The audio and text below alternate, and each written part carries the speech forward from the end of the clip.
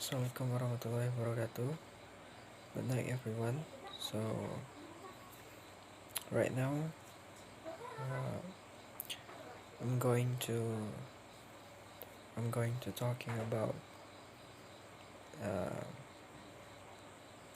about 3 points that been given by Mr. Yasin. There is three points that I'm going to talk about, and I'm in the contra team, so I don't I don't disagree with all those 3 points. So before I talk about the reason why I don't disagree about those 3 points, I will uh, I will mention those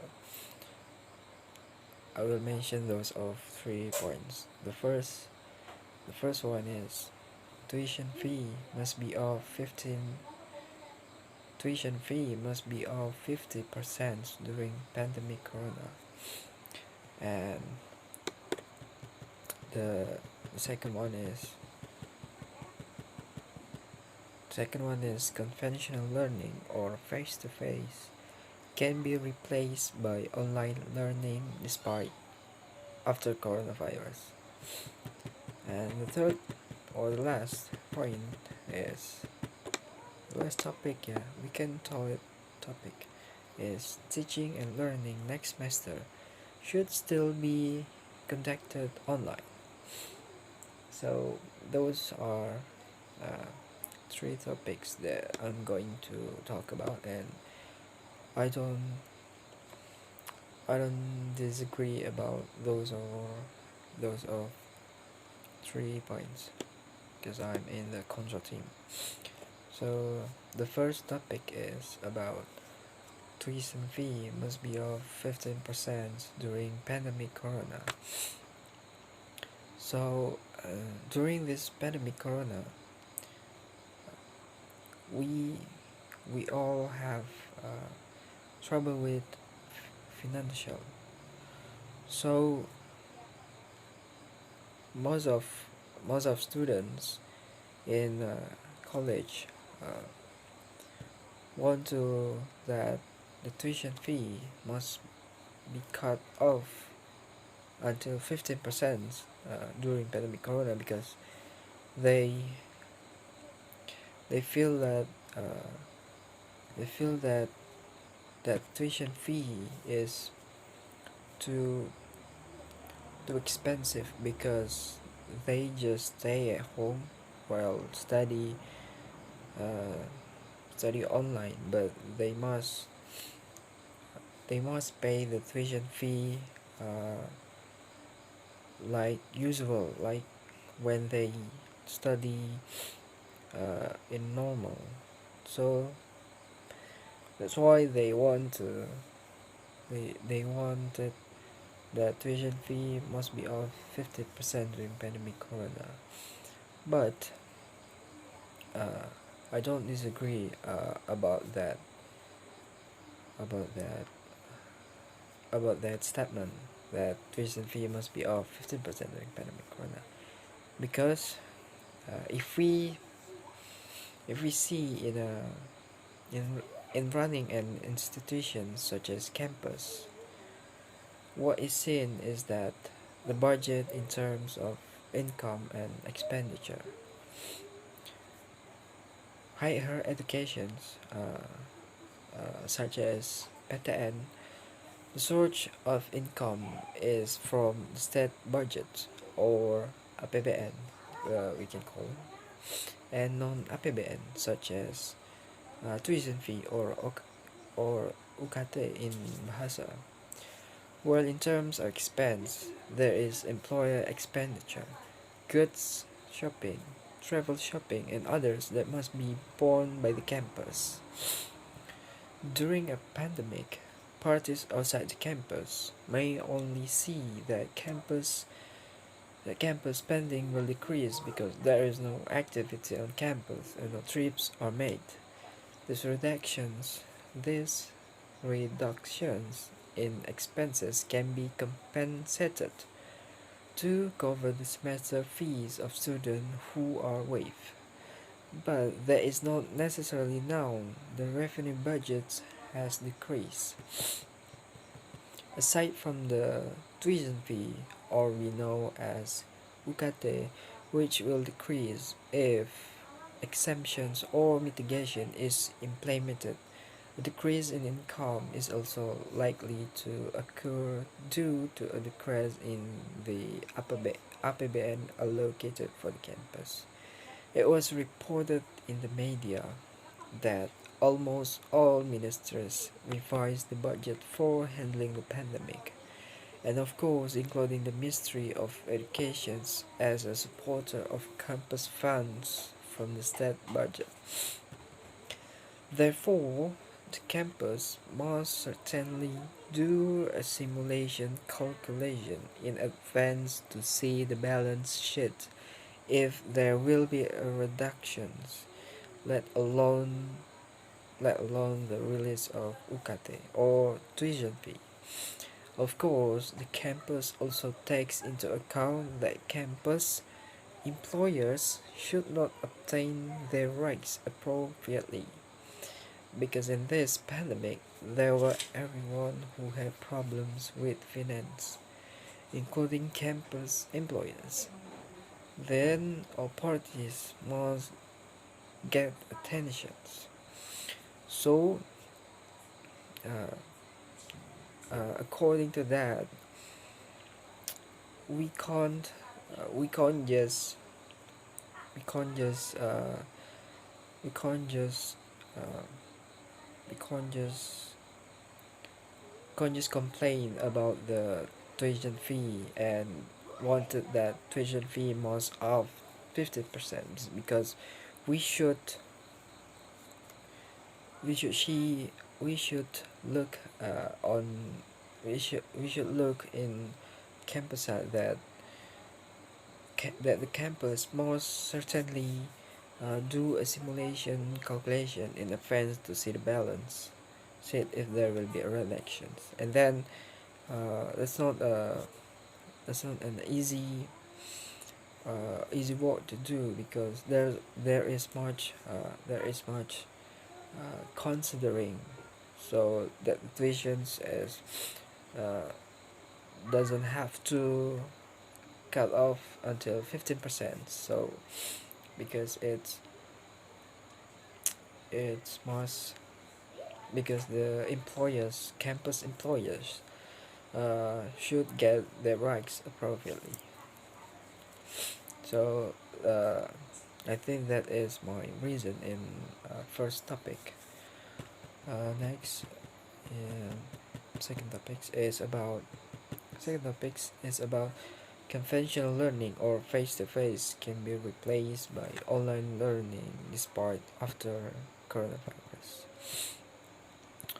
I do really don't disagree of this statement, because I think if the coronavirus is over, why don't we just continue our learning like usual, like in conventional learning or face to face? So if the coronavirus is over, we don't have to do online learning anymore, because I think it's not in my experience as a student, it's not effective. It's not worth it for me, or most of my friends is not feel worth it about online learning. So I think if the uh, coronavirus is gone or over, we should definitely uh, do a conventional learning like usual. So the the the the course of the course or the study in the campus is more effective.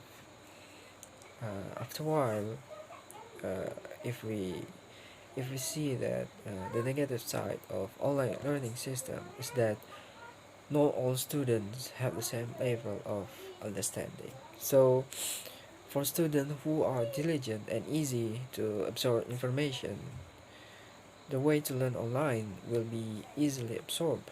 But for those who are unfamiliar with the method, it is likely that it will be difficult not only to absorb the lecture based on line delivered by the lecture, but also the ability to adapt to the applications of technology used in activities teaching and learning.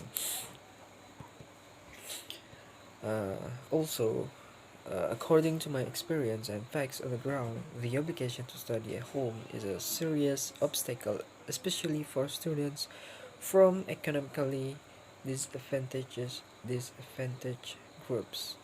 They often complain about the expiration of internet quota package.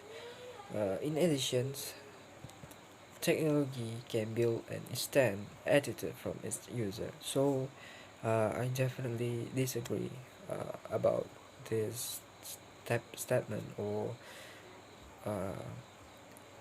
or that if coronavirus is over, then online learning could be continued. I don't disagree about that because yeah, it's not worth it for us. It's we are a socialized creature that must be enjoy if we do the study as conventional learning or face to face, because I don't know, because it's not it's not easy to study online learning, even though there's a but I think online learning should not be continued even though the coronavirus is over. So yeah, that's not a good idea. Next, the last topic. The last topic is about teaching and learning. Next semester should still be conducted online. Um, in this topic, I disagree, and the reason is because we, as students, honestly spend much more money because I have to buy more quota package uh, to do to do online learning because yeah, it needs quota, and it needs more money, I think. So I don't I don't agree that next semester should still be conducted online. uh, After all, the government is already uh, confirmed that the station has already a new normal. So I think it's better if in the next semester we could we could do teaching and learning as usual in conventional learning. So we don't need to do online learning anymore. Uh, After all, if we analyze that, there are there are so there are so many negative. I mean, there are negative side of online learning, and I will tell you uh, the negative of online learning. So the first one is limited internet access. Obviously, yeah. One one drawback of a learning methods is the limited internet access. You are in an area that does not get stable internet coverage. it will be difficult for you to access e-learning service. This is certainly still a lot happening in Indonesia, given that some treaty areas, lagging autonomous and autonomous, are still not reached by internet access. In addition, the price of internet data usage is also still considered quite expensive for some people in Indonesia. Discuss the discuss the ability to utilize e-learning is still considered a privilege. The second one is reduce interactions with the teacher. Some e-learning methods are one way. Discuss discuss discusses the interactions of teachers and students to be reduced so that it will be difficult for you to get further explanations about the material that is difficult to understand. And the third one is understandings of the material. The material taught in e-learning is responded based on different levels of understanding, depending on the ability of the user or the students. Some people may be able to capture material more quickly just by reading, but there are also those who take longer to really understand about the material. Some even need explanations from others in order to understand the material being studied. Uh, so that we can as we can see that there is uh, negative sides of e-learning that could be uh, could be could make hard uh, teaching and could distract or uh, could distract or bothering the teaching and learning of ours in college. And the last one is the lack of supervision in learning. Lack of supervision in conducting online learning makes e-learning users sometimes lose focus. With the ease of access, some users tend to procrastinate learning time. Self-awareness is needed so that learning process with the online methods is directed and achieves goals. So uh, it's not